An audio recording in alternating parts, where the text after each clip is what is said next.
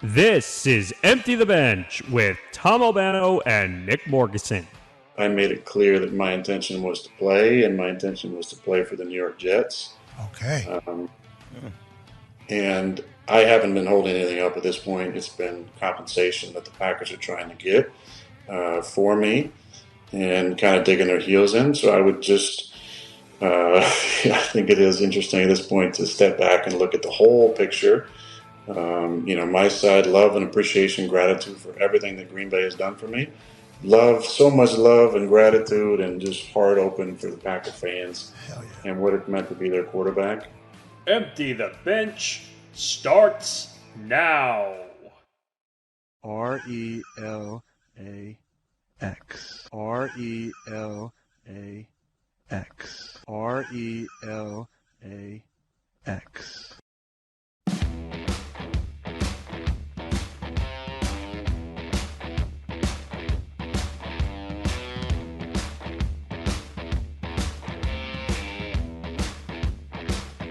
I'm sorry. What was that? RELAX. RELAX. RELAX. RELAX. Keep it going, Aaron. RELAX. I want this to be the whole show. I want this in the background. The whole show. Look, Nick, I even got just green and white. Just for you. Just for this historic moment on our show.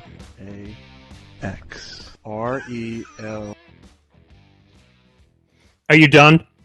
No, actually, I have one more thing. See, that's a decent intro, what you just did.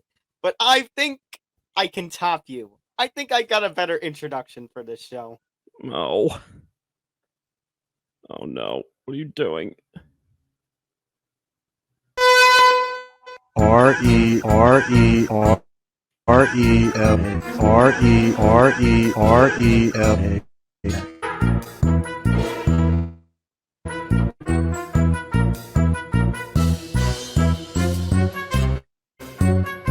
Nick, I'd like to introduce you to the newest segment of the show.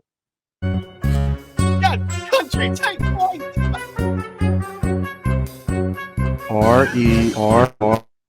RELAX. Okay, now I'm done. Welcome to episode 176 of Empty the Bench. That's Nick Morgasen. I'm Tom Albano. I think we know what the top story of this week's show is. Gee, I wonder what it is. Do you like all the decor I have put out for this show? Do I have a choice? No. Exactly. Make sure you follow the show on social media at ETB Sports, Facebook, Twitter, and Instagram. Follow the Empty the Bench Podcast Network at ETB Network, Facebook, Twitter, Instagram, and TikTok. I did put a clip up on TikTok, which you'll see on the show in a couple of minutes. But yeah, youtube.com/ETB Network. Make sure you follow and subscribe to our show and our network. We have a lot to get into. ETBpodcast.com as well. Some blogs and other news and stuff across the network. All right. So we'll see how long this show goes. I don't want it to be a 2-hour show. I just am done with 2-hour shows. I just don't need that anymore. But yes. Yeah, Aaron Rodgers will be the top story. Aaron Rodgers intends on being with the Jets, as he did an interview the day we're recording this on the Pat McAfee show. So we'll get into that whole interview. I'll tell you a lot of the problems I have with some of the answers he gave in that interview. I think Pat McAfee handled this in the most perfect way you possibly could, knowing that a shitstorm was flowing and you did not know a damn thing Aaron was going to say at all. So we'll get into that. Also, there is now a part 2, part 3, part 11 billion on Ja Morant, which we'll get into as well. John Morant gets suspended, and we'll get into that whole nonsense. I don't think it was enough. And then just buckle up on everything NFL free agency. We had a feeling coming into the show that 80 to 90% of it was going to be free agency, and well, this doesn't really help matters. No, it doesn't. So, a lot to get into. Probably a bulk of this show is going to be on Aaron Rodgers. So, buckle up because I have a lot to say. And we did a live stream the day we're recording this, and go back and watch because I was tame compared to probably what's going to come out on here. So I think it's very appropriate. That's why I played the alarm at the beginning of that, because I said, okay, let's get it over with. I mean, you're going to hear a lot. So let's just go. So you have it up here. Aaron Rodgers tells the Pat McAfee show that he intends to play with the Jets. Okay, we kind of knew that with some of the representative moves that went down. Alan Lazard was, I think it was a 4-year, close to $60 million. 44 million. Oh, okay. So you have that. That kind of signaled it even before the news came out that that's what I call an Aaron Rodgers move. Well, I mean, we kind of had the hint a little earlier when the Jets hired as their new offensive coordinator one Nathaniel Hackett. After Nathaniel Hackett was fired after less than one full season with that failure that is Denver, which, by the way, yes, you recognize that song, that circus song as the Broncos country Let's Ride music. I am the judge of that music, and I decree that the Jets and the Broncos will now have to share custody. You're not wrong. I can't fight you on that one. I mean, it's just listening to some of the answers, though. Like, I told Tom that basically he came out and said, oh, well, he didn't say it directly, but he said, well, they hired one of the guys that I really like. And then he started going on a tangent how Hackett's a really good coach. I'm like, are you serious? I mean, just because you had success in one place doesn't mean you're going to have success in another, which I guess maybe leads to that whole wish list debacle that we'll get into. But, I mean, I know we had the first time where Nathaniel Hackett was hired by the Broncos, and we said, okay, Aaron Rodgers had previously said he was interested in playing out west, and we thought, okay, that means Aaron Rodgers is going to end up in the orange and white of the Denver Broncos. Obviously, that never came to fruition, which led to the whole Russell Wilson being traded, and, well, you kind of know what happened to the Broncos from there. Right. Hold on, where is it?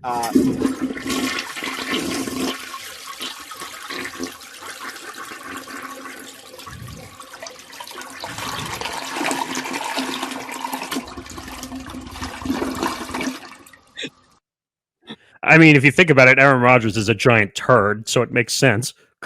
I knew that was coming. So basically, the way I look at this, Denver goes all the way back to the drafts. When we covered the drafts, and there was a reported deal out there for him to go to Denver. That never happened. Then you had the Raiders, who seemed to be the ugly stepsister, or in this situation, because they were kind of like the fallback team if he didn't end up with the Jets or any other team. Yeah, well, I mean, look at the Raiders now, just in complete construction mode.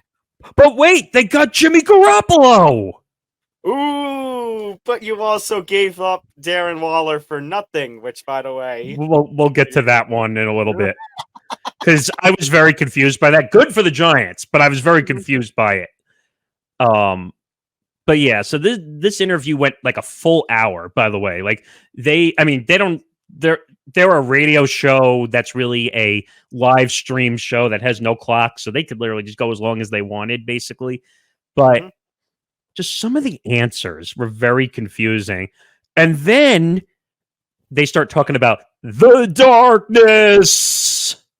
And apparently it was 90-10 in favor of him retiring when he went into the darkness for treatment. So what? Yeah, it was 90-10 that he was going to retire. He said it.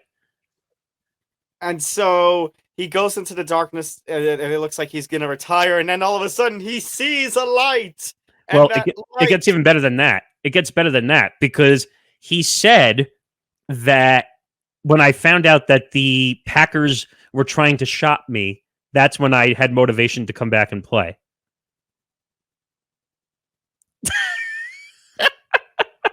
As I was saying, he sees a light, and who pops out from that light? No, it's not God.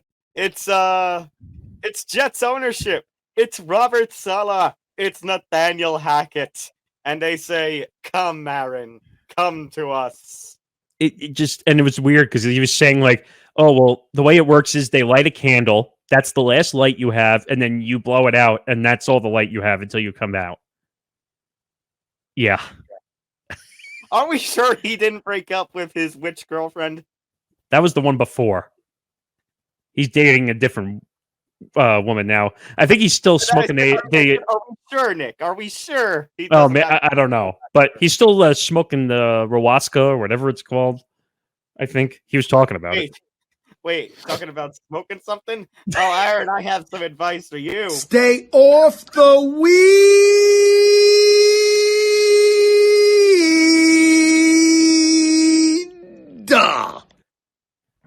Yeah. I mean, this whole interview got bizarre. And then he goes, and I was confused because then he goes on to say, well, this isn't a decision day. I was like, oh, shit. He's going to fool everybody now. He's not going to give an answer. And I'm like, oh, God. And I feel bad for like these 450,000, 500,000 people who are just sitting there waiting to see what Aaron's future is going to be. I mean, it wouldn't have been the first time that he went on the McAfee show and basically trolled everybody and said no decision. Well, what's that dumb saying we used to say all the time? He'd been hoodwinked. We've been hoodwinked, bamboozled, led astray. Appropriate that we just played a Stephen A. bit. So this interview starts. He says it's not a decision day. I made my decision on Friday. And I was like, huh? And so after all that, he's like, oh, well, I was trying to figure my situation out. And he's like, the Packers basically told me in few words that they were moving on from me. I was like, okay. And then he's like, well, yeah, I intend to play with the Jets. So he has become what he hates. He has become Brett Favre. Oh, yeah, I said that last week. Yeah. Yes, he has. Well, now it's almost official at this point. Well, now the reports are that the Packers are standing their ground. What ground do they have to stand on? Nothing anymore. Now that the fact that Aaron has basically confirmed the reports that he wants to play for the Jets. I mean, he's just swapping out one green for another at this point. Exactly. But even better, Joe Namath has come out and said he can wear number 12. He will be unretired for however long. Oh, I didn't hear that. I didn't hear that. Wow. But the Jets are not giving up young guys. They're not giving up their core. I'll tell you that right now. But Nick, once again, and I told you about this. This is what the problem the Jets were going to have when they chose not to go after Derek Carr, and they chose not to go after Lamar Jackson. But then again, that the whole Lamar Jackson thing is a whole other issue about a circus. Yeah, that's a whole other circus in itself. But regardless, they were fully intending on going after Aaron Rodgers. So Aaron Rodgers is under contract. He's got 2 years left on an extension that he signed last year, which means you have to give talent up. And the Packers, yes, they don't have any leverage, but basically it's what I like to call face of the franchise kind of clause, where basically they're going to say, well, this is a guy who has done so much for our franchise. We understand we're not going to get as much value, but we still want something for him. We're not going to give up our guy for nothing. But now that Aaron has made this kind of statement, we're, speaking of Lamar, looking at a situation where if nothing gets done, I mean, Aaron Rodgers is not just going to waltz on back to Green Bay and take put on their uniform and take the field, and not after all intents and purposes, Jordan Love is now going to be the new QB1. You can't screw him if you're not making a trade. Right. And like I had said, and I'll show you that full clip that I put up on TikTok, because that was only the the very small amount of what he said, but he said he's going to the Jets. There's no taking that back. Now, he said he intends to play for the Jets. So now the Jets and the Packers have to make a deal. Now, it's going to have to be some kind of draft capital. I don't think you're going to... It's rare that you see star players traded for other players in the NFL. It's rare. So are they going to get a first-round pick? Probably. But I read reports that they're not even looking for first-round picks, which I found kind of bizarre too. But players? I don't know. It didn't say. So I feel bad for Robert Saleh. I feel bad for Joe Douglas because this didn't come from either of them. This came from Woody Johnson. This was strictly a Woody Johnson move because he's 75 years old. He has a franchise that's been a laughingstock for the last 10 years. And he wants a win now because he's 75 years old. And that's in other words, going back to what I was saying about Carr and Lamar and all. In other words, we're placing just a big Band-Aid over trying to actually build something. It's like, okay, Zach Wilson didn't work. So it's like, okay, we can't go the rookie route anymore. Now we have to go after the big quarterback, free agent. In this case, big quarterback. And I was mistaken. I thought he was 38. He's actually 39. So we're taking in a 39-year-old quarterback and maybe he plays a year, maybe he plays 2. Who the hell knows at this point? But I'm like the cartoon with the giant question mark on top of my head right now. Why? You could have had Derek Carr. I was going to say, I mean, I get the fact that they have to go to a veteran quarterback because it's actually, like we said, with the other New York team and the Giants, that they won too many games, which means they're not getting CJ Stroud, not getting Bryce Young, they're not getting any of these quarterbacks who could go within the top 10. So the Jets basically had no other choice but to go to veteran status because, I mean, granted, what you think about Aaron Rodgers, you and I said it after watching that Week 16 game between the Jets and the Jaguars. We said that game was basically the end of the Zach Wilson experiment. And this all just, considering the fact that it's going to be 2 years, and, that means year 3, year 4, and they're not going to pick up the year 5 option. That basically just confirms it, that Zach Wilson, barring any sort of injury to Aaron, is over at this point in New York. I mean, Johnny brought it up in the live stream we did. Like, could this be a mentorship situation? I'm like, no. Mentorship. The guy can't throw a football. Here's what they're going to try and picture that. They're going to try and put that out there to the media that it is a mentorship kind of thing. Who are they fooling? No, I didn't say it was going to work. Now, did I? No, but I'm just saying, who are they going to fool? Because the media is on to the Jets. They know it doesn't take unless you're a moron who lives under a rock and doesn't pay attention to football. Everyone knows that that's a joke in every way, shape, or form. That Aaron Rodgers is in here because the Jets needed to make a splash in the worst way, shape, or form. And I hate to say this, but the Jets fucked up on letting Mike White walk to the Dolphins. Okay? Now, Mike White's not a starter. I've already said this many times. No. But Mike White is a serviceable backup to Aaron Rodgers. But I think it also goes to what they were saying before about Zach Wilson in that they're on the rookie deal. They're only on year 3 of the rookie deal, and his trade value basically is nothing. Zero. Not even zero, negative something. Nothing. Just nothing. It can't be traded. No, negative. In other words, they would have to give something else up for another team to take on Zach Wilson. Oh, it's like one of those dumb situations where you have to give up a first-round pick, or it's like Russell Westbrook in the NBA where they have to give up a first-rounder just to take on the money. But the difference is it's not on contract. It's not on money. It's that Zach Wilson absolutely sucks. And again, second overall pick in the NFL. We've seen busts before that high. I mean, who was the quarterback in the Peyton Manning year that had the absolute bust? Ryan Leaf. Oh, Ryan Leaf, who worked for ESPN or still worked for ESPN. But I mean, he's a good college football analyst. I'll give him that. But he was a horrible personality and player as a quarterback in the NFL. So I don't know. That I am 0% on this move. I thought it was a mistake, and I'm sure when people see this episode, they're gonna shit on me in the mentions because Jets fans are going to say, well, we haven't been to the playoffs. Well, yes, I know. We haven't been to the playoffs since 2010. And who was the quarterback in 2010? Who was Mark it? Sanchez?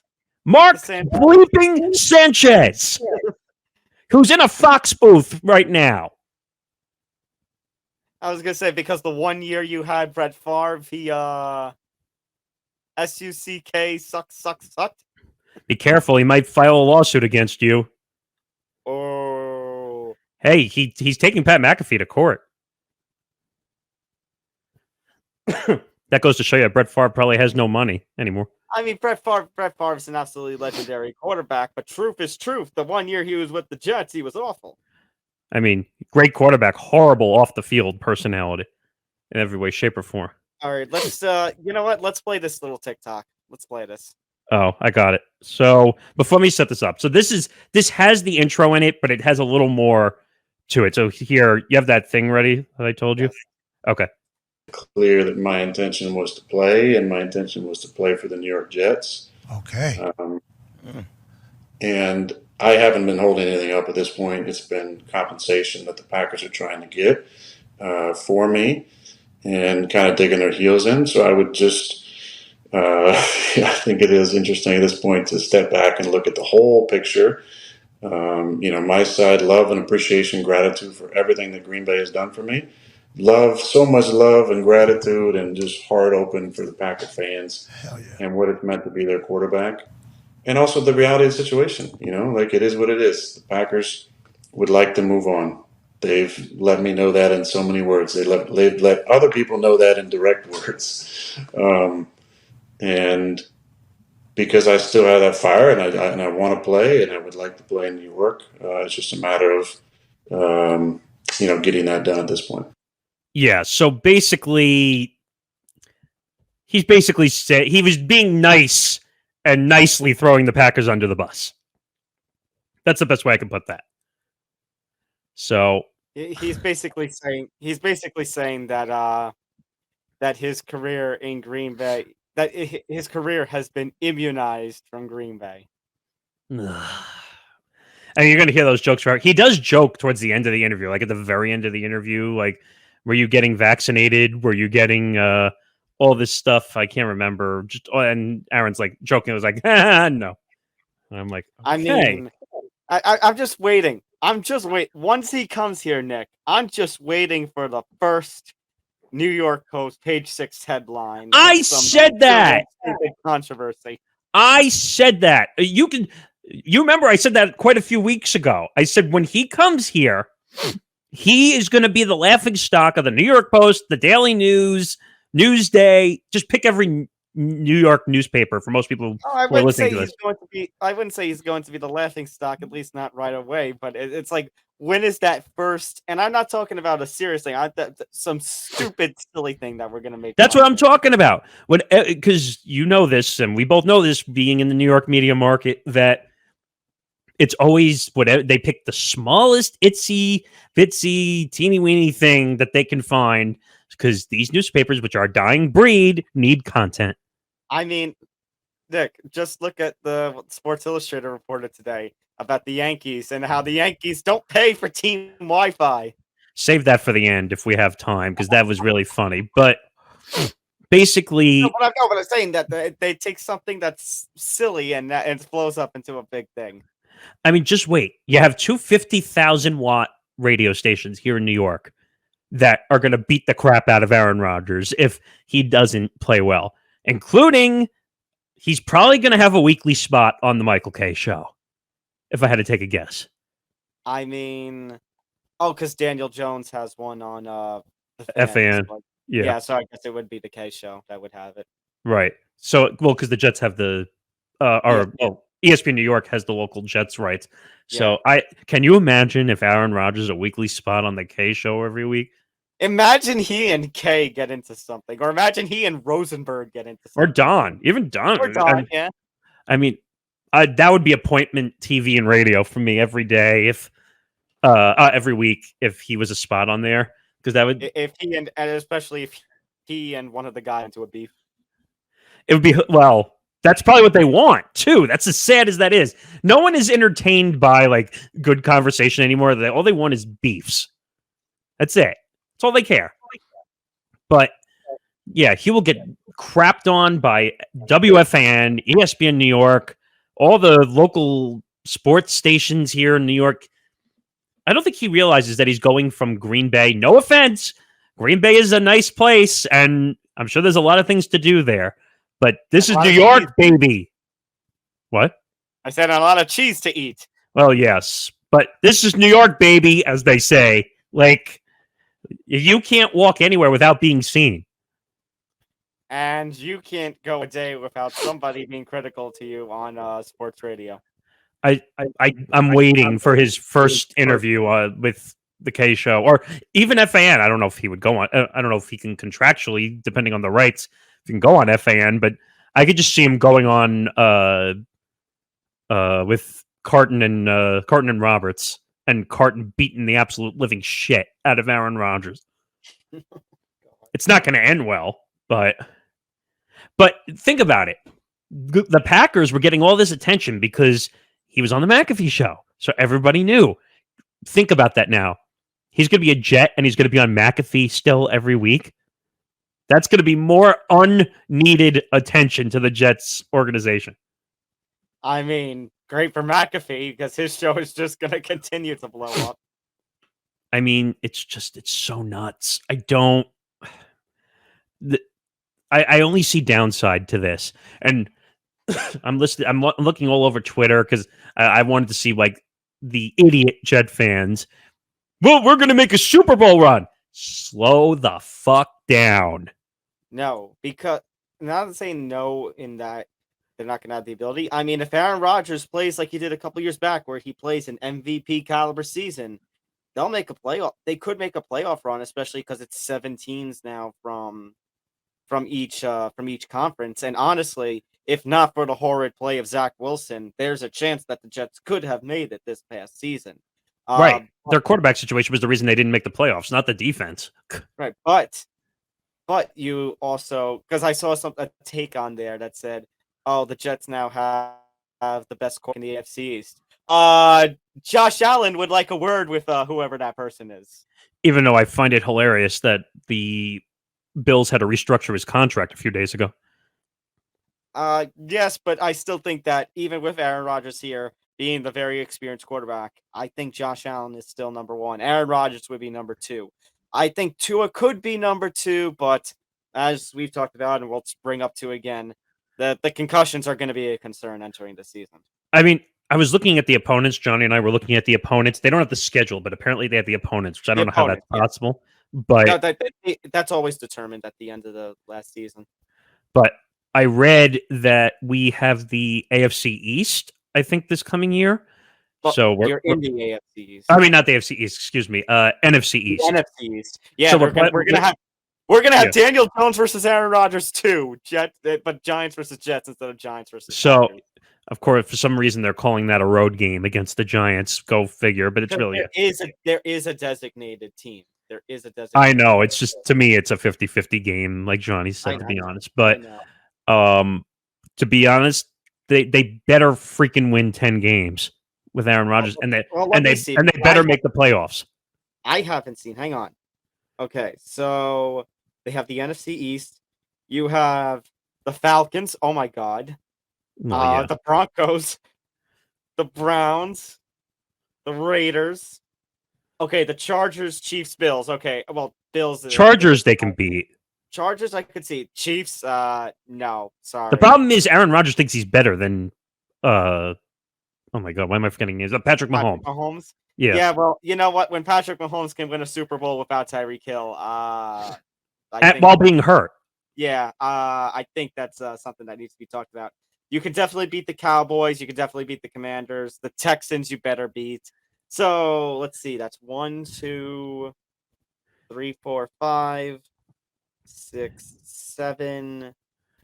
Let's say so. At the very minimum, you have to be 5. Well, you can't be 500 because it's either 8 wins or 9 wins. But at the very minimum, you have to be a 500-ish team. That's not acceptable. Not acceptable.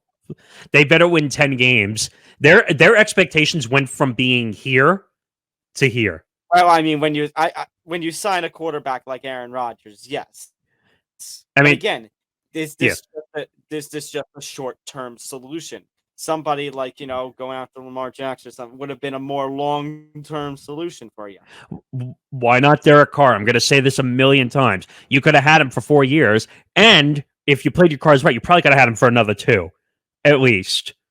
I think he would have been short to mid Derek Carr, like as in a short to mid-term solution. You would still need in a couple of years down the line to bring in a young quarterback, but again, the fact that you have Aaron Rodgers here, and you're not going to pick up Zach Wilson's 5th-year option after this year. So that means after 2024, the Jets are going to need another quarterback. This is such a waste.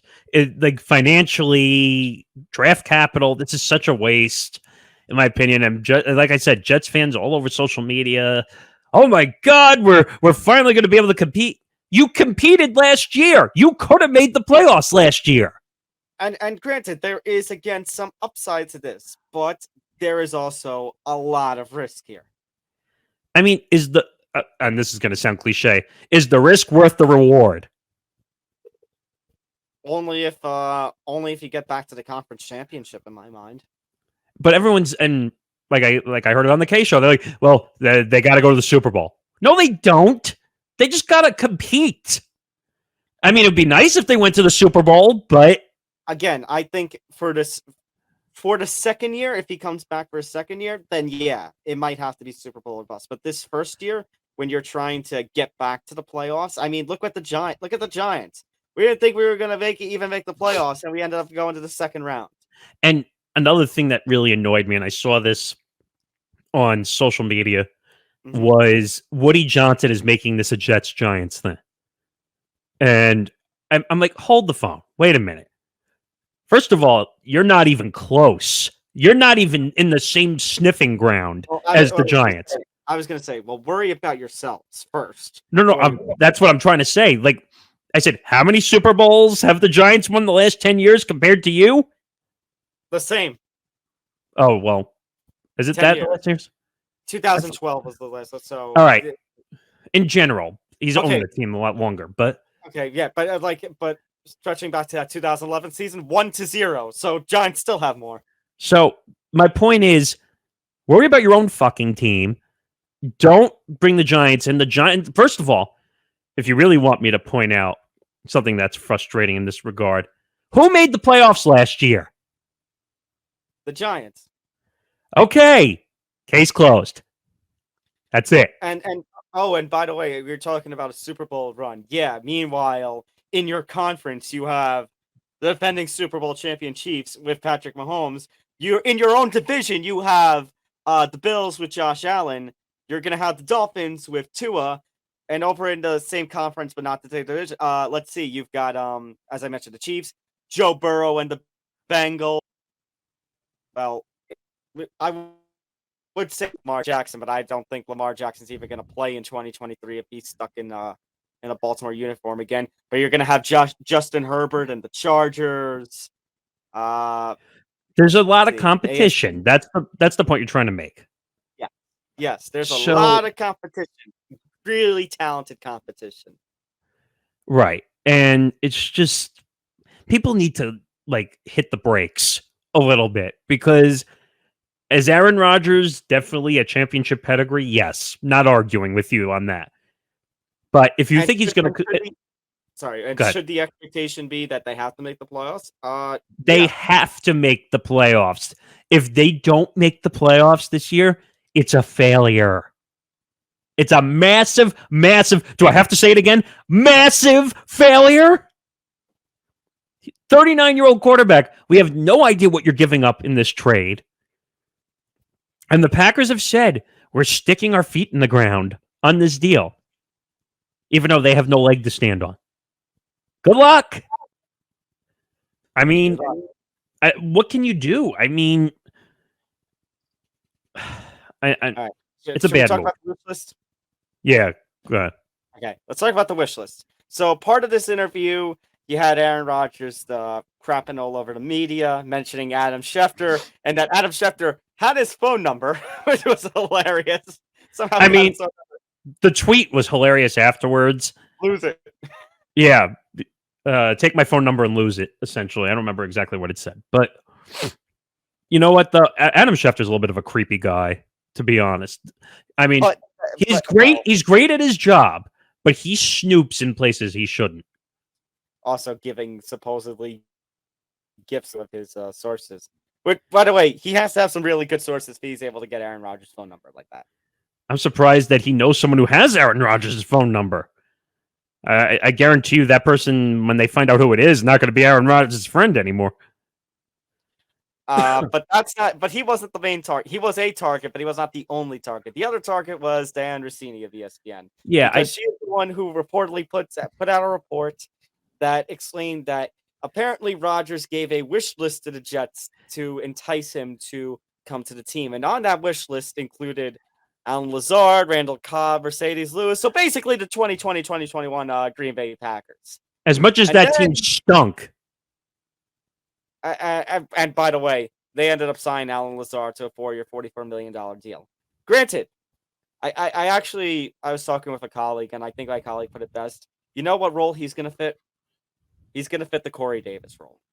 As Corey Davis, who's probably not coming back. So yeah, right. Yeah, I was gonna say he's gonna be the wide receiver 3 or 4. He's gonna be in the slot.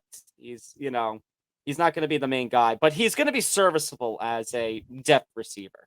But I mean, Randall Cobb, isn't he like 40 now?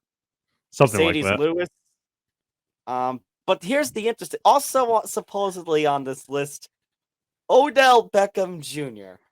Oh, that's good. Let's have one drama queen to another drama queen. Great. So remember, Odell actually never signed with the team this past season as he was still dealing with the ACL that he tore during the Super Bowl.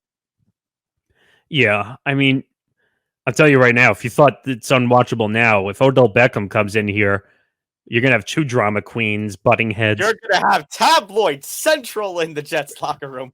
That's why I'm running away from this team now, because I want nothing to do with it. Oh, that's right. It's official now. It's official. Oh, it's out on Twitter. If you don't believe me, at Morgasen Radio, go check it out. I put quite a few things up there already that I've done. Done, over. See ya. So, when are you going to start taking interviews with teams? Well, I might just go up north and do that instead. You really don't want to be a Giants fan, do you? No. And that's no offense to the Giants, but just, hey, at least Buffalo. Well, Johnny said it great also on the live stream. I don't think Buffalo is as close as people are making them out to be. They still have issues of their own. So. True. I don't know what New York's got some issues right now, but yeah. Yeah, the Odell Beckham move. I don't know if I believe in that. Well, speaking of believe, Rodgers basically went on the air and on the McAfee show and basically called it BS. To which I think I have something. Well, we both have something we would like to say here. Why the fuck you lying? Why you always lying? Oh my God! Stop you fucking lying. Yeah, I mean, there's a lot of. I was saying this to Tom before we started. You can tell when he's either joking or when he's joking and there's some truth to it. So and I mean, Nick, the fact that Alan Lazard signed a couple of days before this news came out, Nathaniel Hackett being hired months ago. Nick, if it looks like a duck and it quacks like a duck, it's a duck. Do me a favor, hit your volume because I'm going to play it. Okay.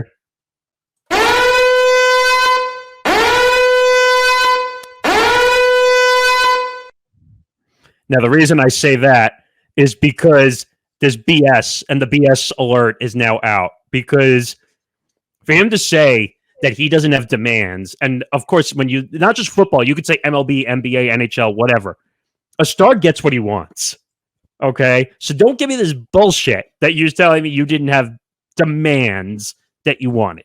I mean, granted, it is also a wish list and not a demand list. But let's put the bottom line, Nick. The Jets are going over to Aaron Rodgers and are basically kissing his feet and saying and trying to treat him like the next savior, like he is going to save this franchise from the depths of being a laughingstock. Oh, why are you being so cavalier? Kiss his ass. Just that's what it is. Okay, kissing his feet. Give me a break. Kiss his feet for two reasons, Wick. Number one, the Jets are looking at Aaron Rodgers and go, "We're not worthy. We're not worthy." And number two, I mean, it's Aaron Rodgers and feet. Because his Twitter account, which all of a sudden he tweeted off of again a couple of days ago, and the picture is still his foot showing his foot to the camera. Well, that's no shocker to me because Aaron Rodgers is a unique individual. So I believe this is true.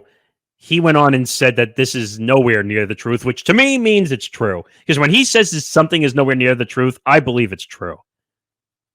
Well, there was something you said that he said during the interview that you do believe.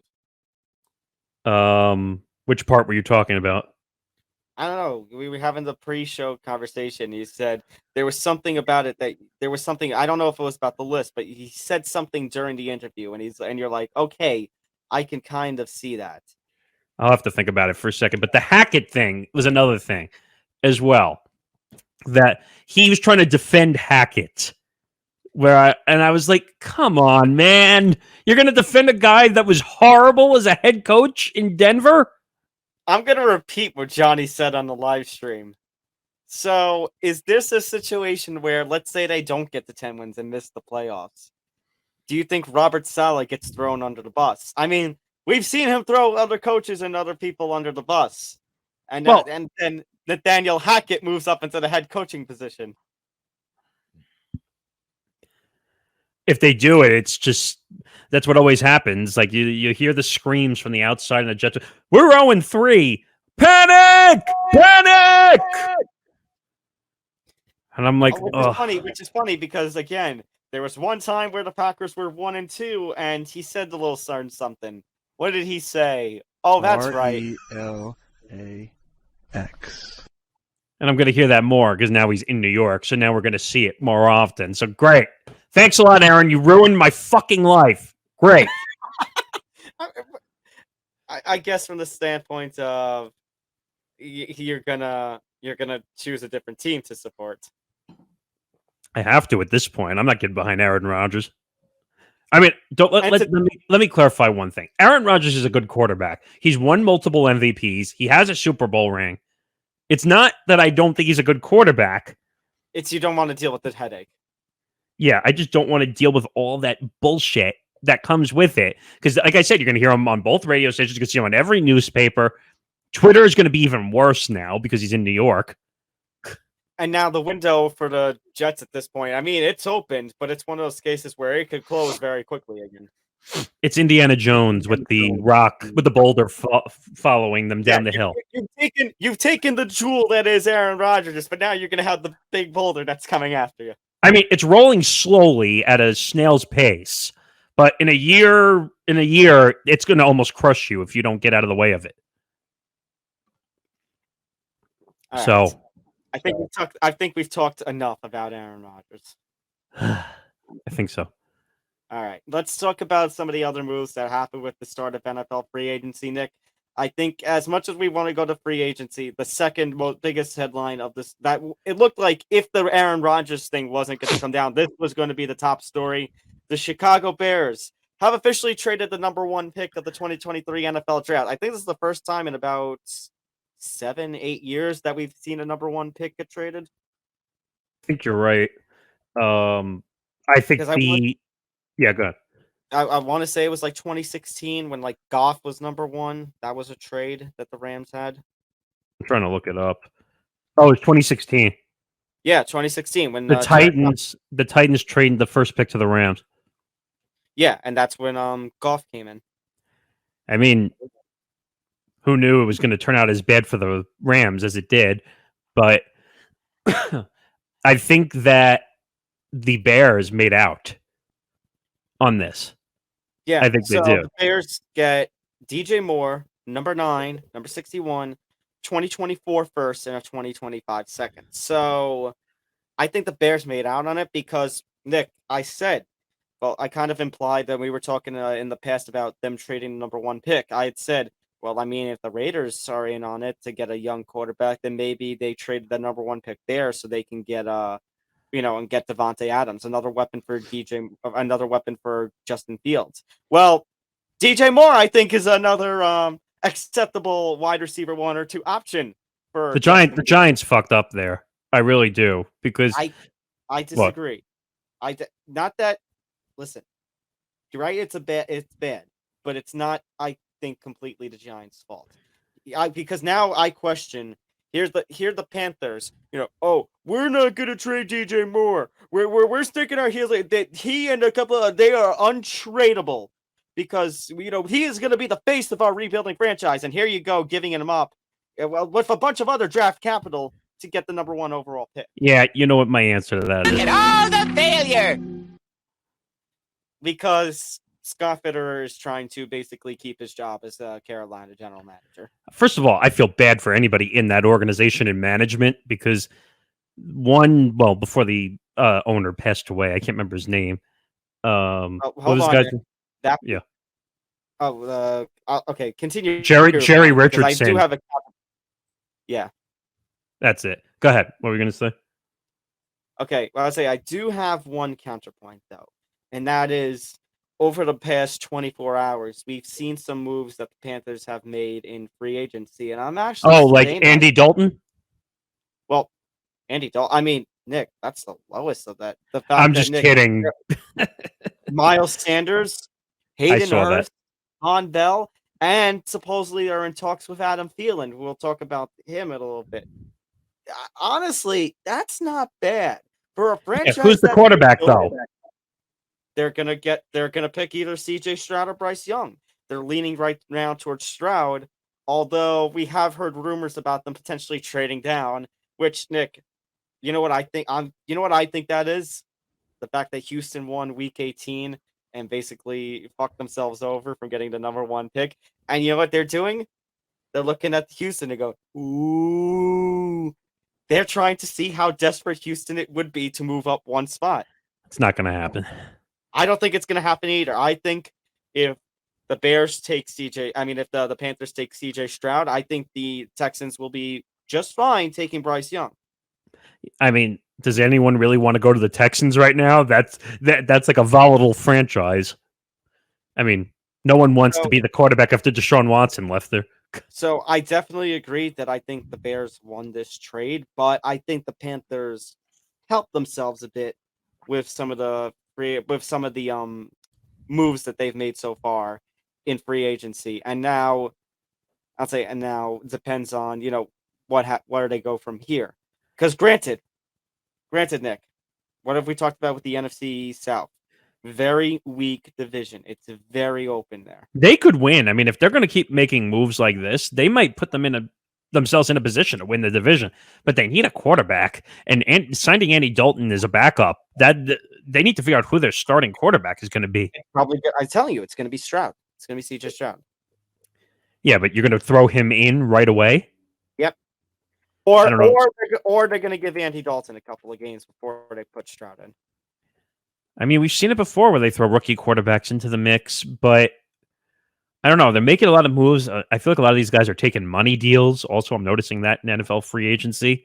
So, I don't know. It is what it is, but I definitely think the Bears won that trade, to be fair.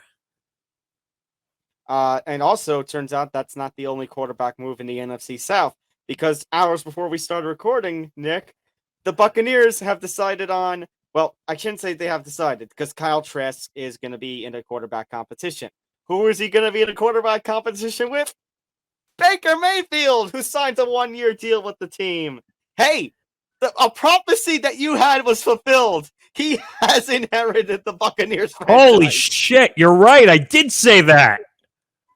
Oh my God.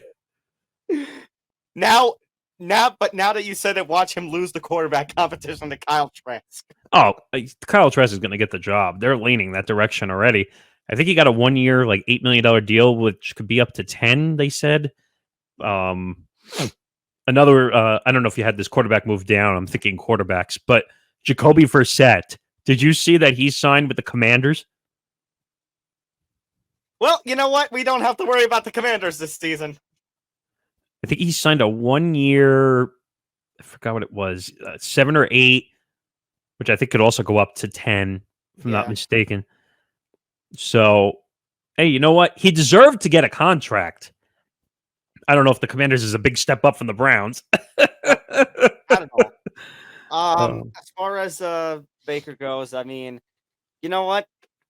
You called it that there was going to be an opportunity for him somewhere, and I think Nick, like I know his time in Carolina wasn't, but you know what? Those last couple of games he had with Los Angeles basically helped salvage him a second chance. I'm surprised they didn't bring him back. The Rams? Yeah, because I think because Stafford's now been hurt a lot more. So I thought they would give him another chance, maybe to be a backup or play some games, even depending on if Stafford gets hurt. But I guess Baker Mayfield saw the opportunity to, get another chance at being a starter. Granted, he's got to compete with Kyle Trask, and there you go. I guess that makes sense. Also, I mean, granted, the wide receiver core over in Tampa, I mean, you still got Godwin and you still got Evans. I mean, granted, both of those two had quite the injury last season, but because they've got those two there, you still can't count Tampa Bay out from that division either. Right. But I don't know. Like you said, the NFC South is going to be an interesting one. It's going to be the battle of the worst of the worst of the worst. Yep. Interesting one that also hours before we started recording actually broke in the middle of your live stream with Johnny that officially the Dallas Cowboys are parting ways with Ezekiel Elliott. This is not a surprise. I had a feeling this was going to happen because I just think that he was a headache. He was a headache as an individual and just a headache personality. And I think he demanded a lot of money at times, and the Cowboys just didn't want to deal with him, and they wanted Pollard.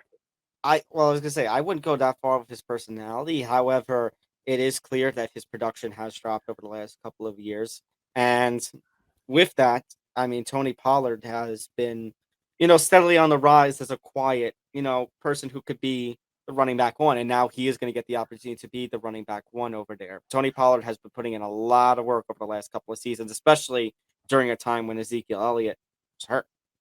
I mean, and now, unfortunately, Tony Pollard is now hurt, but I think Tony Pollard has way more upside than Ezekiel Elliott.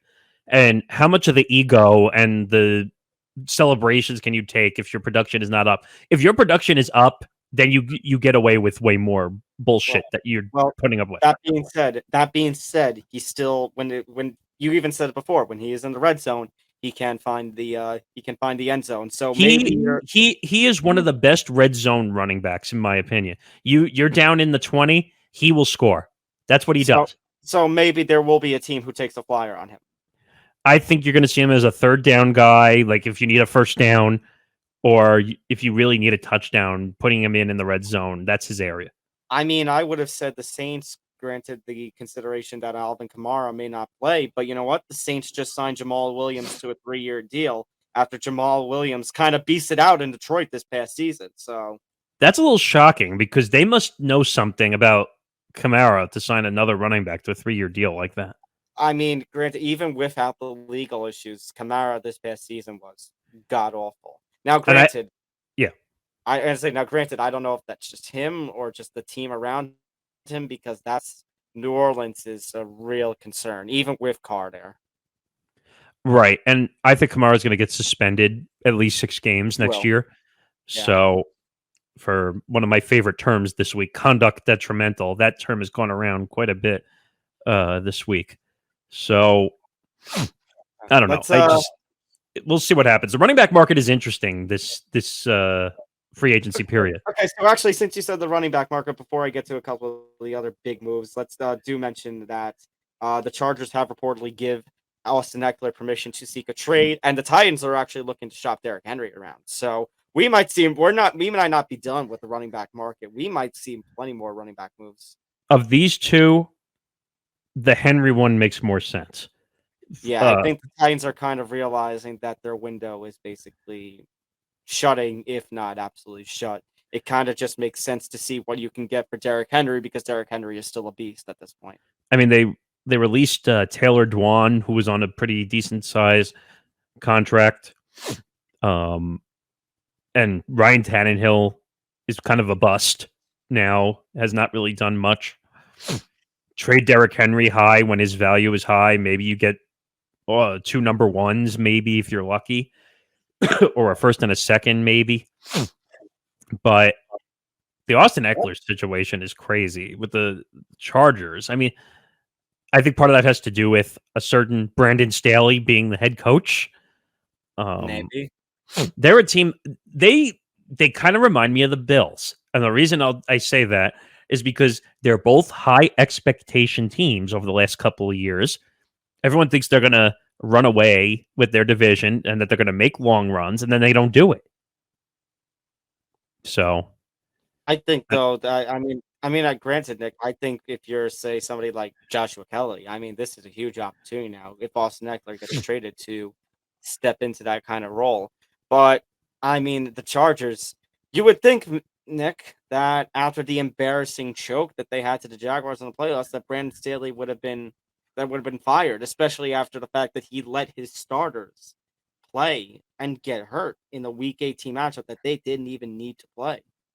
I mean, Keenan Allen, that's all I got to say. And Mike Williams. But Keenan Allen, they can't keep healthy. Yeah. So, I don't know.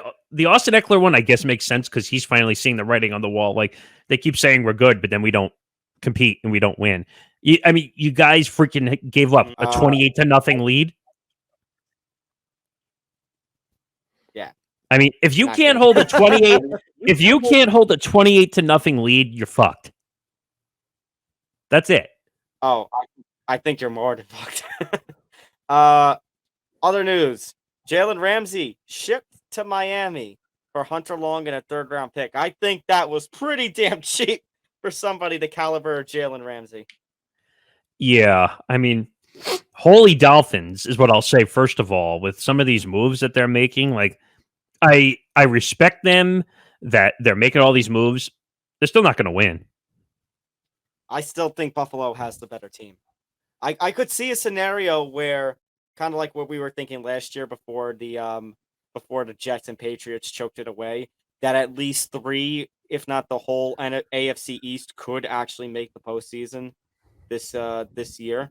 But I mean, granted, that's going to depend on Miami living up to the expectations of their signings, and again, the health and safety of their quarterback. Well, and I'll say this now because most people are not talking about it. They picked up the option too early. Oh, okay. So actually, I have the headline there. So let me throw that. So they picked up the 5th-year option. You realize they could have waited until preseason to really see if he was going to get back up to speed.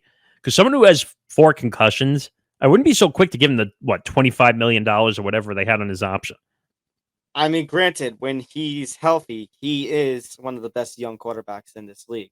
But the key word is when he's healthy. And as I said, I think Tua has to have, if he goes into the preseason and gets concussed very early, I think it's one of those things where he's going to have a little sit down with himself and ask himself, is he really, he's got to be concerned about his own health.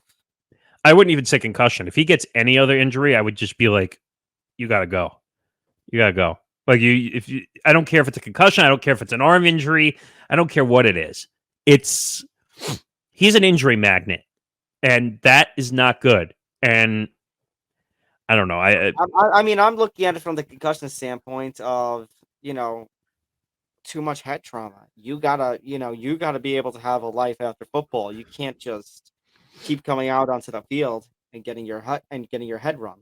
I think they said like the average NFL career is like 3 to 5 years at most. I mean, like, yeah, he's not even going to make it to that at this rate. I mean, no, I think this is going to be year 4. This is going to be year 4. Barely. Okay, fine. Barely. He's going to make the 3 to 5 year average at this rate. So they could have waited. They had 2 to 3 months.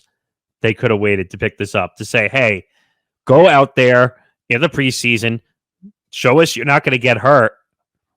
Now, I mean, unfortunately, they don't even allow pad-to-pad contact anymore in training camp. So how the hell would you even know?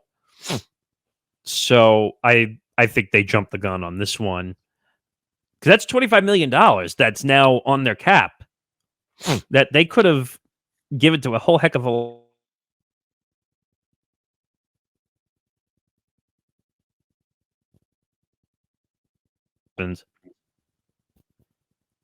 Say that again. You filled up. Oh, I said we'll see what happens. Okay. Just looking at some other news after the Jalen. So after the whole thing with the Dolphins, I gotta say, well, Giants, you did it. You got the playmaker. I mean, I'll say it because I already know what you're thinking. They basically traded Darren Waller for Kadarius Toney. Yep. I mean, I was gonna say it took a little bit of time, but eventually we landed Darren Waller. Now, granted, I know Darren Waller had some injury concerns this past season, but you know what?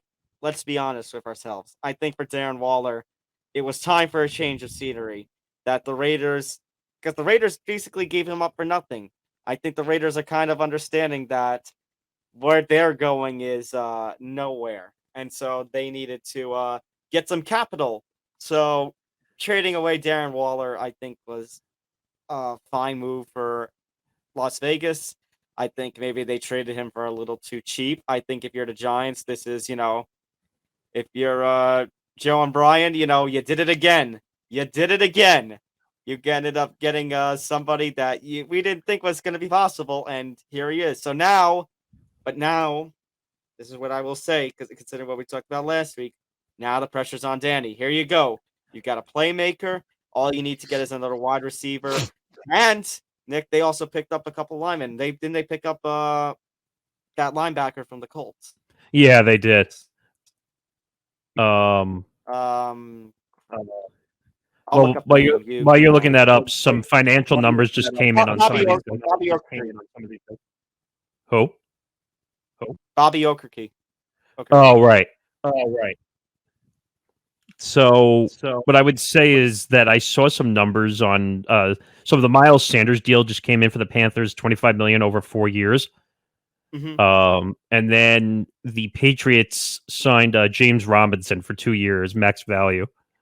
Really? Robinson to the Pats? Oh my God. I mean, granted, at that point, now that they have James Robinson, they can't go running back by committee again. James Robinson has to be the clear one. And that was so fucking stupid, the running back by committee. I can't believe. I mean, I guess I can kind of believe that the Jets needed to let him go. But I mean, you're going to have Breece Hall. Breece Hall, James Robinson would have been a solid 1-2 there. No kidding. I mean, and also I heard the Bill Belichick made some calls for Hopkins and for Jerry Jeudy. Did you hear that?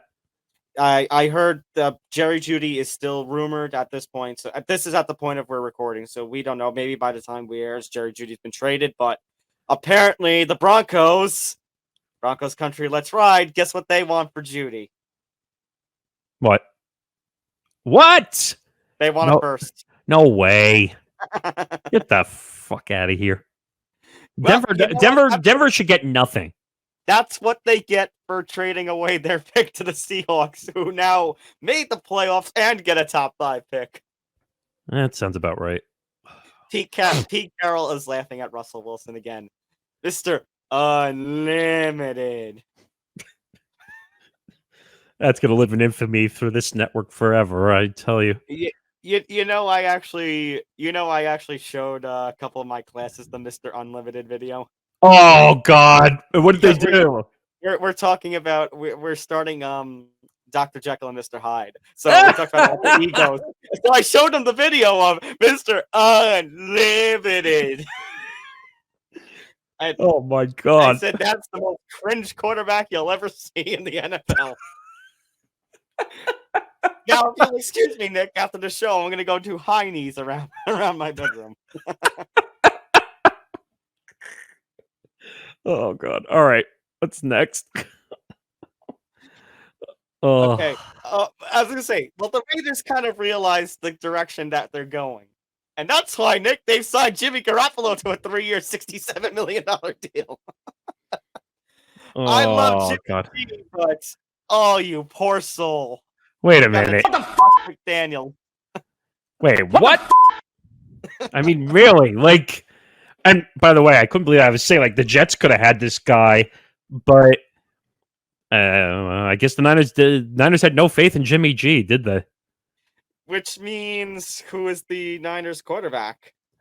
Well, they just signed Sam Darnold. Oh, that's right. Sam Darnold signs a 1-year. So we're actually going to have a quarterback competition between Sam Darnold and Trey Lance? No. Trey Lance, I don't think is going anywhere, to be honest. So Sam Darnold is going to still be a starter in this league. Watch. Because the Niners are such a great team, he's going to be able to lead them to, like, a Super Bowl. Oh, gosh. I'm going to laugh, too. If they win a Super Bowl with Sam Darnold, I'm just going to be like, ha, Jets, you suck. Because we mentioned the Bears and we kind of skipped the Bears have made some moves. One of them being Tremaine Edwards, 4 years, $72 million for that linebacker. Damn. I mean, he is a phenomenal linebacker. That team will be good in like 3 to 4 years. I have a feeling the Bears are going to come back. I really do. Well, I've got a feeling, Nick, in 2023, if it is true that Aaron Rodgers does go off the Jets, Jets, then you know what? The 2023 NFC North, it's going to be Vikings and Bears, and I think the Vikings are the clear one in that division. God, I'm seeing money moved all over the place. Chiefs have converted $12 million of Patrick Mahomes' 2023 roster bonus into a signing bonus, creating $9.6 million in cap space. My God. Well, let me tell you one weird thing, though. Yeah. Excuse me, which I forgot. The Aaron Rodgers contract, by the way, for this coming season. It's like a $60 million for this year, isn't it? But it's a $1.2 million salary, and the rest of it is in signing bonus. Oh, interesting. Because if you put it in signing bonus, I don't think it's a cap counter. I don't think. Yeah. So now the Jets have to figure that out. That's another part of the equation. So, Jeff, can I say? Speaking of the Vikings, just before we go on to the rest of the quarterback carousel, Vikings released Adam Thielen. This shocked me a little bit because he's a Minnesota guy. He went to college in Minnesota. I thought like he was. They took him on a flyer in 2016, and he has consistently delivered for them. Right. So I thought like he'd be like a lifetime Viking. I thought like he was going to be around forever. And then when I see this news come out that he was released, I was like, wait, what? And dare I say it? Could he end up in New York with Aaron Rodgers? I mean, I know that Carolina had an interest in him. And again, if Carolina continues to make the signings that they do, I mean, Adam Thielen would be incredible for them. Incredible. He would be an incredible wide receiver one for whatever rookie quarterback like Stroud that they get. I don't know if he's a wide receiver one anymore, though. That's true. Okay, that's fair. Well, he was never the wide receiver one because first he had Diggs and then he had Jefferson, which, by the way, was going to go to my point. Is this the Vikings doing what they did with Diggs all over again, where they throw out, the older wide receiver who might be commanding more money for a cheaper, younger wide receiver that can fill the wide receiver 2 role in this draft? But if you think about it, the Diggs move kind of hurt them. I know they made the playoffs, but Diggs still had a lot to give. Like with the Bills, he had one of his better seasons. So but I don't know if you could have Diggs and Thielen and Jeff. That would have been incredible for them if they had them all on the same team. But they only win after Jefferson, I think, because they better not let Jefferson go. That would be the end of the fandom. Not. I mean, but if they keep going on that trend, then what? In 5 to 6 years, then Jefferson's going to be next to be released. I mean, like, I know, it is concerning. Other quarterback moves. The Colts ended up releasing Matt Ryan. So now poses the question of what's going to happen with the Colts next. Are they going to find, one of these? Obviously, it's not going to be Stroud or Young, but they're going to go after like the number 4 or 5 quarterback in this draft class. Or is this going to be veteran quarterback carousel all over again? Well, first I need to do something.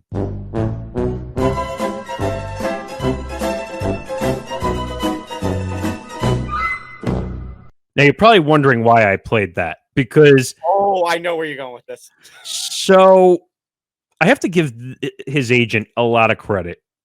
I wish I had an agent who could negotiate like that for me if I ever went into a media job, or we could figure out this network and they get us paid. But apparently he's going to make $12 million whether he plays football or not this coming season. So, in other words, he can either sit on his ass and just watch football all season and get $12 million, or he's going to get $12 million and then he's going to get whatever, like a minimum contract to play for another team. Well, yeah. Why would you go back to the field if you can make $12 million this year? I wouldn't. I mean, maybe he still thinks he has something to offer. I mean, this will be... Actually, this is going to be... this NFL draft is going to be 15 years to the day that Matt Ryan got drafted by the Falcons, so... Damn, I feel old. Eesh. Yeah. But, hey, kudos to that agent for getting him $12 million to sit at home if he wanted to. Speaking of the Falcons, Nick, they signed Taylor Heineke to a 2-year deal. Again, this has to do with hype because of when he was with the Commanders. He pretty much was the hype guy, so they're pretty much basing it off that. Yeah, but I mean, you let Desmond Ridder play so much, and basically he didn't do too bad. So you're gonna really put Heineke. I think this is a backup situation. I think I have to think so too. You can't give Ridder the ball. Draft him early in that draft and then give him the ball and just replace him with Heineke after this. Heineke is going to be the backup. But is a 2-year deal really a 2-year deal anymore in today's game? I mean, like, so you could say you signed somebody to a 2-year deal. You could just cut somebody. It doesn't really matter. A couple other things to go through, just a couple other last NFL free agency headlines to go through. Stephon Gilmore actually was traded to the Cowboys by the Colts. The Colts got a 5th-round pick in return. I think that's good for the Cowboys because Stephon Gilmore is pretty talented. Yeah, I was a little surprised that it was only a 5th-round pick. Mm-hmm. It'll help them, but here's the thing. We've seen them pick up many pieces over the years, and they still can't get a Super Bowl. They can't compete. Well, I mean, I think, Nick, honestly, right before free agency started, I think Jerry Jones had a meeting with Mike McCarthy, and Jerry Jones put a knife right by Mike McCarthy's throat and said, "Hey, Mike, you better do something here. We have to actually win. Otherwise, your head can be on my mantle next." Oh my God! Can you imagine if Jerry was that diabolical? Demonic Jerry Jones. His eyes just go completely red and flames just pop all over. Hey, Mike, you better win this year. I'm going to chop up your head. How about them Cowboys? I mean, the flames might be appropriate because some would say he is the devil in disguise. You knew where I was going with that. Nice. One last move. Speaking of the NFC East, the Eagles, as we mentioned, they lost Miles Sanders. They brought back the giant killer in Boston Scott, but their new running back one is going to be Rashad Penny. Yeah, this confused me. I mean, he's got talent. We saw a little brief stints with the Seahawks, but Rashad Penny is another one of those guys who has had a couple of injury issues over the last few years. Yeah, and I was kind of confused by this, but I get it. But it is what it is. It's where the money is. That we're seeing a lot of those deals heading that way. And Nick, this is just us talking on the Wednesday night after a few hours after the NFL year officially started, which, by the way, happy new NFL year. Oh, great. But you know what? It's far from over. We're still going to see the man. The NFL has the best free agency out of all the sports. Let me just say that. I would say it's a debate between the NFL and the NBA. I would say. I think the NFL has a lot more active years than the NBA. The NBA is occasionally prone to some quiet years. But yes. The NFL, you've seen a lot of activity. Actually, maybe I'm confused. I would say the best trade deadline is the NBA, in my opinion. I think they're the best trade deadline. But they make a lot of moves in the offseason, but you're right. The NFL is probably the top. All right. Speaking of the NBA, so just a few headlines to go over. One big one, and that is this John Morant story, which has been updated. So Earlier in the week, we saw John Morant enter a counseling program after the whole Instagram Live video. But hours before we started recording, John Morant actually met with NBA brass, Adam Silver and company in New York, and actually, it's another hour or so after we're done recording here, Nick. Scott Van Pelt is going to have an interview with John Morant, and basically where John Morant says he holds himself accountable. He understands what he did was wrong. I think NBA. I think it's airing on SVP, but I think Jalen Rose did the interview. Jalen Rose did the interview. Yeah, right. Okay. So John Morant is going to be suspended 8 games by the NBA. Now, this does not include anything that he's had prior, right? Where he sat out and entered the counseling program. I don't think so. No. This is another 8 games. Well, apparently he's eligible to come back on Monday. I think I read, because they're counting the 2 games that he missed, which I don't understand. But that's what I was asking. Wait, what? They're doing the retroactive bullshit. They're doing the retroactive BS, meaning that he missed 2 games, so he's eligible technically Monday. So I my stance. I think he should have gotten suspended for the rest of the season for all the bullshit he has pulled on top of the strip club with the gun. And now they're saying just a few days is very quick for a counseling program, I feel. Well, they're saying he entered it as soon as he stepped away from the team. So, but again, it's still too quick. And I'm trying to find I found the tweet from Shams. So Shams said the NBA investigation into John Morant did not include that the gun belonged to Morant, was brought by him to the nightclub, or was displayed by him beyond a brief period.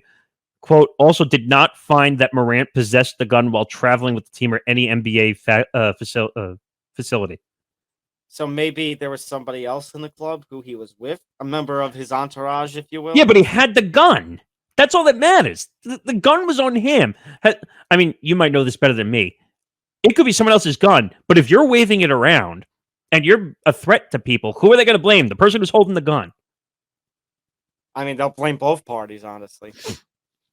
I mean, whoever it's registered to is one, but he's the one waving the gun.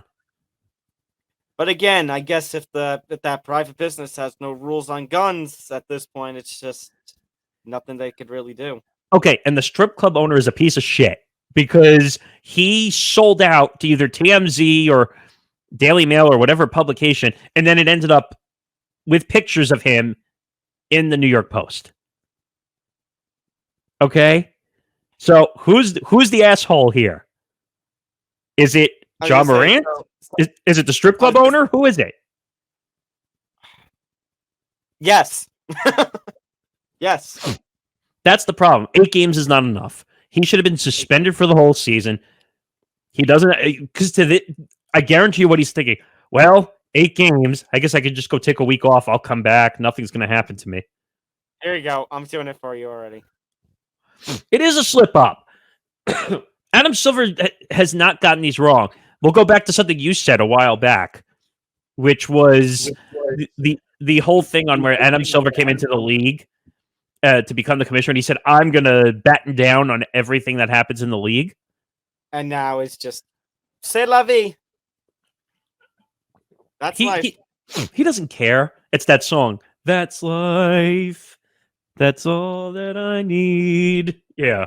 I mean, that's basically what Adam Silver is. So he doesn't care. He cares about what? He cares about the bottom line. That's it. Yeah, the money. He doesn't care. And I'll tell you something sneaky that most people don't know, or they don't want to know it. Why do you think the team was very quick to give the suspension? The first suspension originally over the NBA. Because they didn't want to deal with the BS? Because if they took control, then the NBA couldn't get involved. So they said, okay, we'll suspend him for conduct detrimental to the team. So that way it looks like we handled it. And I mean, come on, let's be real. The NBA doesn't want to lose a star like John Morant for the playoffs. But there's something important what you wrote here. Conduct detrimental to the league. Remember that, okay? Because if this was to the team, this wouldn't be like this. Conduct detrimental to the league means that he did something serious. Yeah. But 8 games doesn't mean shit, so who cares? They should have suspended him for the rest of the season. I know you told me that was harsh when I said it, but if he had a gun, now they're saying that they have no proof, essentially, that he had the gun traveling with the team or NBA facility. So, I mean, my problem, Nick, is like 8 games. I mean, all right, but again, if the retroactive thing, if what about the retroactive thing is right, it's like the retroactive stuff is always just such BS. I can't understand. Like, if you're suspending somebody, suspend them. And when you say 8 games, it's 8 games. So this is the NBA just trying to cheapen it. And this is, all right, we get 2 games you missed for counseling issues because we're not allowed to judge anybody with personal issues. Right. Like I was about to say that we can't 2 game checks. Yes. We can't judge anybody because he decided to go to counseling, so he's handling his own personal issues. So we can't judge people for that. Okay.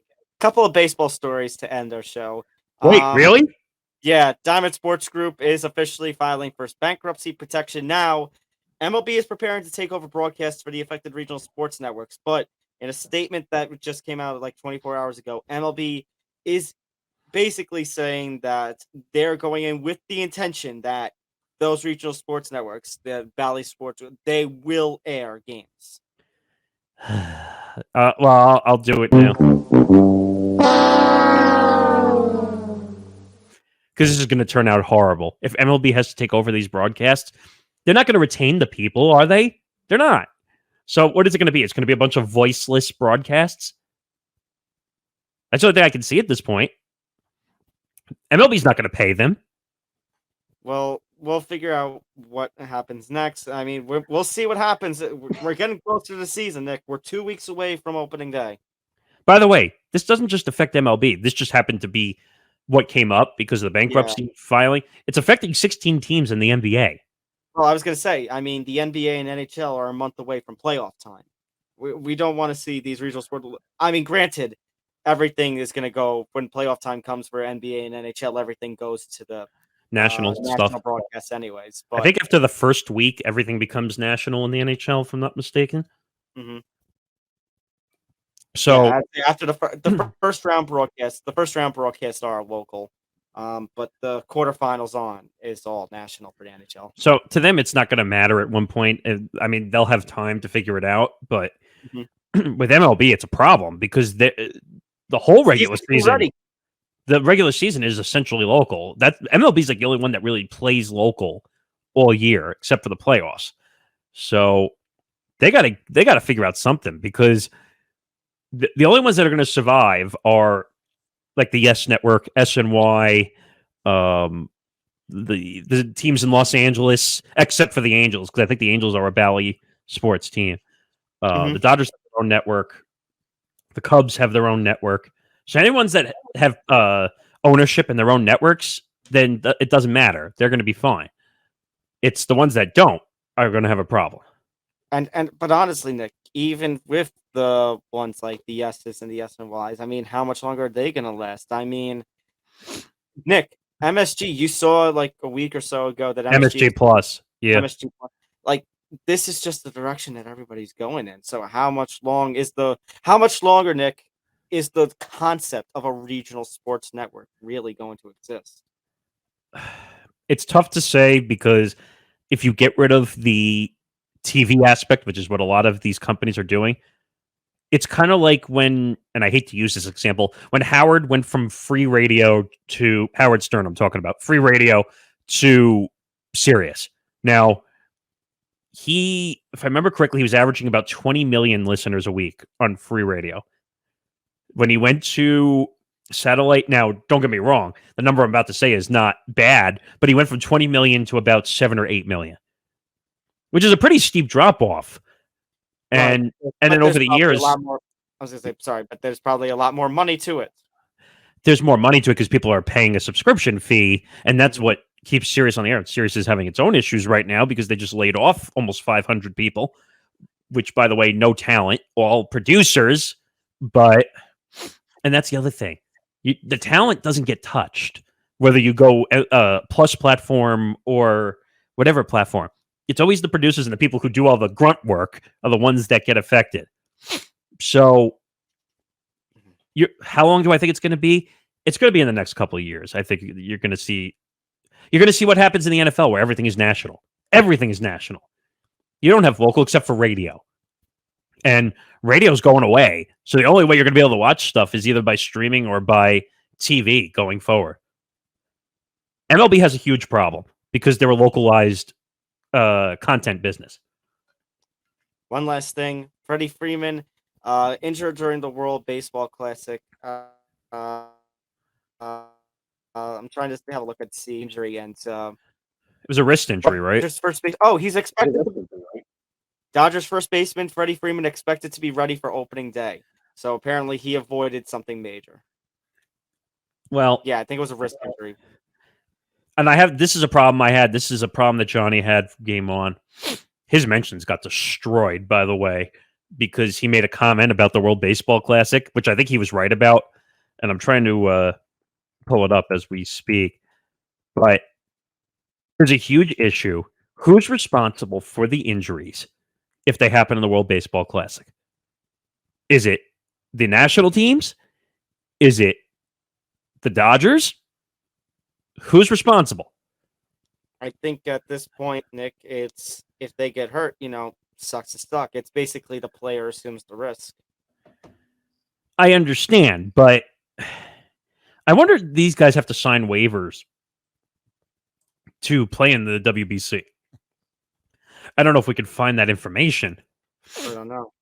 But so the tweet he wrote, he responded to a Fox Sports MLB because they're the only one promoting the World Baseball Classic. You notice no one's promoting the WBC, right?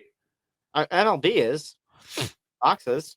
All right, but we don't see it in a lot of places. So he wrote a comment replying to the video of Freddie Freeman getting hurt, saying, and people say the WBC is a good thing, ? It's not. I happen to agree with him. I don't think the World Baseball Classic is great. You notice that all the other national teams love it, and we don't like it. I mean, Nick, if we want to spread the game internationally, something like the World Baseball Classic is phenomenal. Unfortunately, once baseball was rid of by the IOC, which I understand your gripes that you and Johnny have, but at that point, I say you can't put that one on MLB. You got to put that one on the International Olympic Committee. Why is baseball? Go ahead. I would say, why is baseball not in the Olympics? Now, granted, when it comes to the Olympics, it's supposed to be for amateur athletes, but then you've got where the NBA and used to be the NHL, where they would get the little waivers to allow all the pros in there, which, maybe then you would have to do the same for baseball, which you're going to want to do. MLB is not going to want to do what the NHL used to do, and granted, the NHL doesn't do anymore, which every 4 years they would take a mid-season break to allow athletes to compete in the Olympics. Well, I think they realized they were losing money during the season by taking the 2-week break or whatever they took. But I don't know. I happen to agree with Johnny that the U.S. doesn't really get a ton of exposure out of the WBC. And first of all, I'm surprised the Angels allowed Mike Trout to play in the WBC. Nick, for the World Baseball Classic, it's still something that people want to compete in. It's still something that the players want to compete in. And it's a true international competition that you don't get with Major League Baseball is the US only plus a Canadian team. But again, if you want to explore the game globally, like the NBA has done and the NHL has done, something like the World Baseball Classic, I'm all for. Now, maybe the solution is to put it at the end of the season, but I don't know if you put it in November or December, who's really going to do it? Plus, they're not. It's going to be like the what's it called? The Pro Bowl after the season. Yeah. No one competes. Plus, you're going to have an issue of certain stadiums, like how they're in Los Angeles and Arizona. You're not going to be able to. Maybe you could use those, but it's November and December. It's going to be. But you have football, college football, and all that stuff. You got college football. If you want some stadiums in more northern territories, you're going to have to play in domes for the weather purposes. Right, and that's the problem. But I feel like this is a lose-lose situation in general. Like, playing it in spring training is tough because if someone gets hurt, it screws an MLB team. If you play it after the season, no one's going to compete. You can't win. And if you don't do it at all, then you get criticized. Why are you not? And we've been critical with MLB that and that the NBA, NHL are do more for the game internationally. Like the MLB. I mean, you got to give credit where it's due. They're gonna start up the London series again. They were trying to get the London series off the ground, then COVID screwed everything up. Cubs and Cardinals are gonna play a series over in London. Yankees, Red Sox also, right? That was 2019. Oh, I thought they were playing another game out there, weren't they? No, I don't think so. I think it's just Cubs Cardinals. Oh, okay. Hey, it's still good matchup. Right. They're doing things like for the players themselves, allowing the Players Weekend, the Little League, trying to appeal to the Little Leaguers by doing the Little League Classic, the one Sunday night baseball game in team sports. I would like to see, Nick. I know they did it like last year or 2 years ago, but I'd like to see it more often, kind of like what the Yankees did in 04, competing, having an opening series weekend or games in Japan. I thought, though, that was my favorite of them all. Like when they would play in Japan. I'd like to see them. They talked about doing it in the cricket stadium in Australia. I don't know if that ever happened or not, but that would have been fun. I don't know. Baseball has a lot to figure out. And now if they don't have money coming in from Bally's, which is going to hurt the shit out of the bottom line. And some teams are not going to make payroll either. If they're bankrupt, some of these guys are fucked money-wise because the salaries are so high. You notice that, excuse me, that MLB is the most struggling sport out of all big professional sports, but their salaries are the highest. I found that a little funny that they're the guys making the money. All I'm going to say is next CBA is going to be a real, shithole. I was going to say a shit show of fun. Well, I don't know when the next CBA is for MLB because they just signed one, didn't they? Yeah, I was gonna say not for several years, but you're gonna have to go back to the table probably sooner than later because of all these issues. The MLBPA is gonna fight for the money that all these guys are owed, and with Bally's going belly up, or as they say, they voluntarily entered Chapter 11. No one voluntarily enters bankruptcy. That is the dumbest thing I've ever heard in my life. They are trying to save themselves. The term they used was restructure. That means you're restructuring debt, which is not good.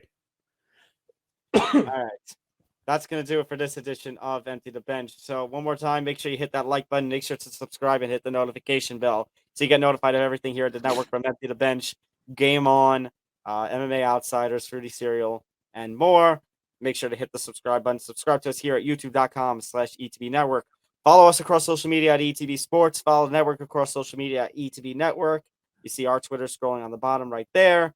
Don't forget to visit etbpodcast.com to get more information on the network, as well as checking out the blog posts from various hosts across the network. There are some coming, by the way. I checked, so there will be some in the near future. And there's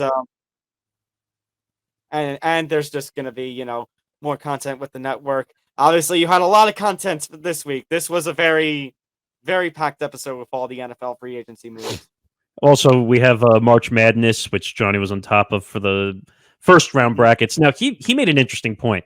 Why do people give out their full brackets before the entire tournament starts? Should break it down in rounds.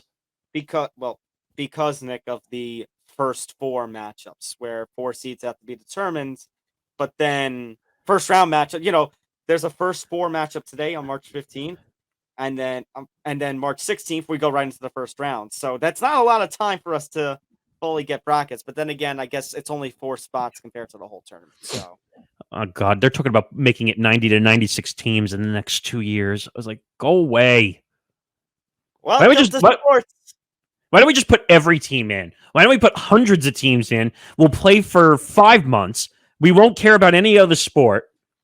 And that's it.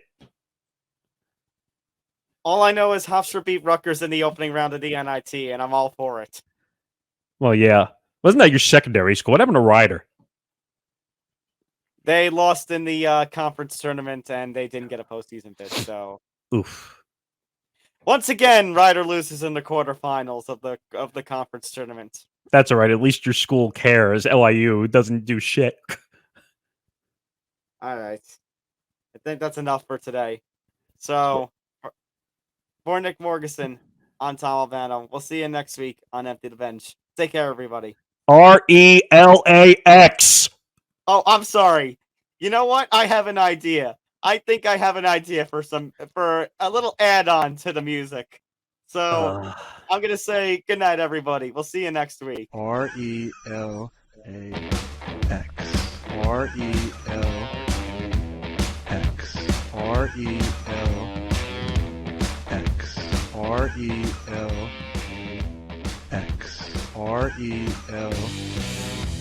RELAX.